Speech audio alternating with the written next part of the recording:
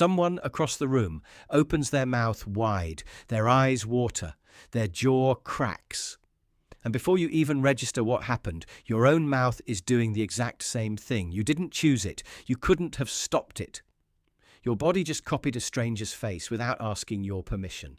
That's strange enough on its own. But here's the part that should really bother you. Your dog can catch your yawn too. So can a chimpanzee watching you through glass.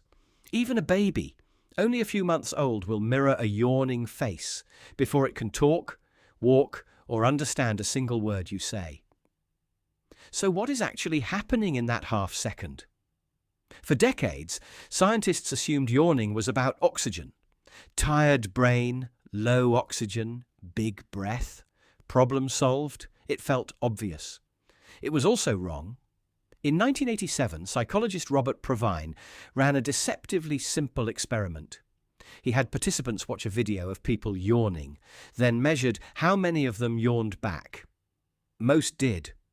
Then he had a separate group watch the same people simply opening their mouths wide without yawning. Almost no one copied that. The contagion wasn't about the mouth, it was about the yawn itself as a signal. Provine then tried something stranger. He asked people to just think about yawning, to read the word, to picture it in their mind. A huge number of them yawned anyway, with nothing to look at and no one in the room. Your brain doesn't need a real yawn in front of you. It just needs the idea of one. That single finding pointed neuroscientists toward a part of the brain most people have never heard of, even though it shapes nearly every social interaction you have.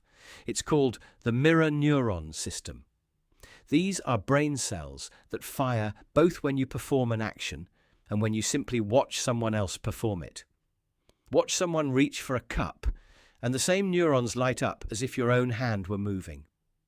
Watch someone yawn, and your brain runs a kind of simulation, rehearsing the motion internally before your body decides to actually do it. In 2010, researchers at the University of Nottingham, led by Jorge Jackson, used MRI scans to test this directly. They showed participants videos of yawning while watching their brain activity in real time. The yawn contagion response lit up the same neural circuitry associated with empathy and social bonding, not the circuitry tied to tiredness or breathing.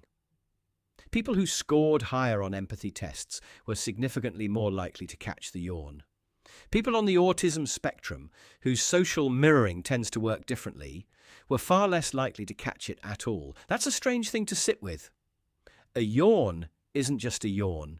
It might be a measurement of how closely your brain is tracking another mind. Here's where it gets older than you'd expect.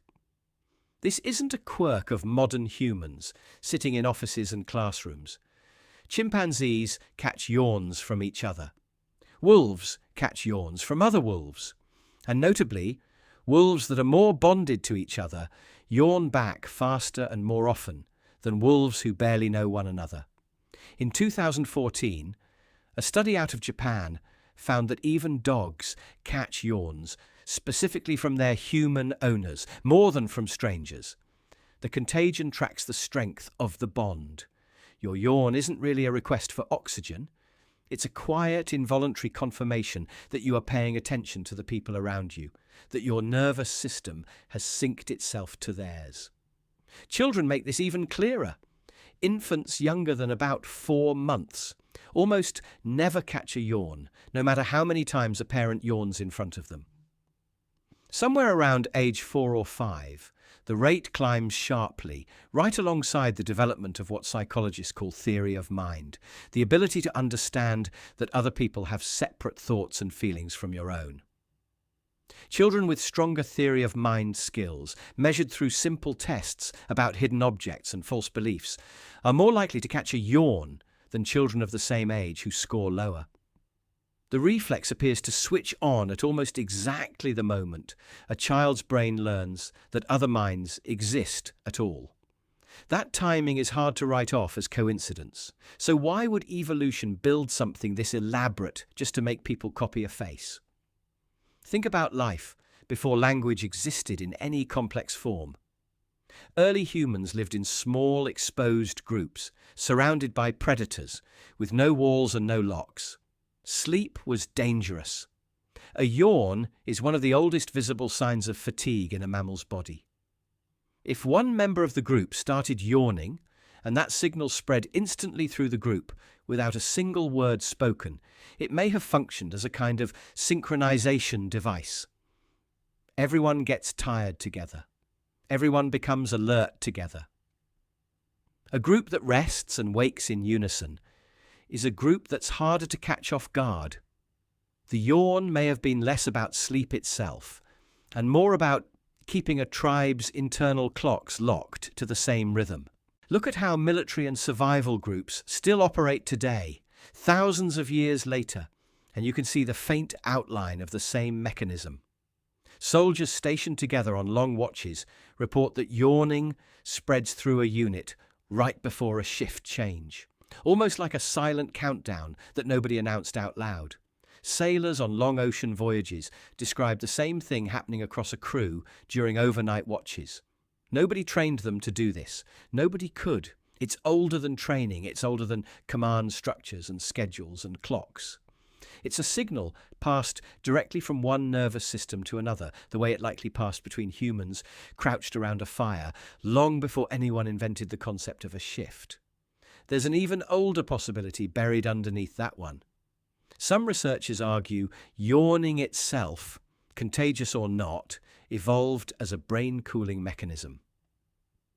A 2014 study by Andrew Gallup found that yawning increases right before a temperature shift in the brain, and that contagious yawning happens more often in warmer rooms than cooler ones. Stretch your jaw that wide, pull in a rush of air, and you briefly increase blood flow and airflow around the skull. If true, contagious yawning might have started as an accidental side effect of one body regulating its temperature near another. A side effect so socially useful that evolution kept it and built empathy circuitry on top of it. Now, think about how unevenly this still plays out today. You're far more likely to catch a yawn from a close friend or family member than from a stranger on a train. Studies tracking contagion rates have found the effect is strongest between people who are emotionally close, weaker between acquaintances, and weakest of all between strangers. Some researchers have used this as an informal social mirror, a rough, involuntary gauge of how connected two people actually feel toward each other, working underneath conscious thought, impossible to fake convincingly. Why do you think it feels almost rude to yawn around someone you just met, but completely natural around someone you've known for years? There's a darker edge to all of this too. People with certain conditions affecting empathy and social processing, including some forms of schizophrenia and certain presentations of autism, show measurably reduced rates of contagious yawning. Clinicians have started using yawn contagion tests as one small data point among many when studying how a person's brain models other minds. A reflex you've never thought twice about turns out to be quietly diagnostic, a window into how tightly your brain is wired to mirror the people around it. Picture the next meeting you sit in, the next long car ride, the next quiet dinner with someone you love. Someone yawns. Within seconds, it spreads around the table like a wave nobody agreed to start. You'll feel your own jaw begin to ache before you've even decided to give in. That isn't boredom catching up with the room. It isn't bad air or low oxygen. It's a few million years of social wiring quietly confirming that everyone at that table is still tuned to the same frequency. Still reading each other, still, in the oldest sense of the word, paying attention. Someone across the room opens their mouth wide, and without meaning to, you just told them you noticed.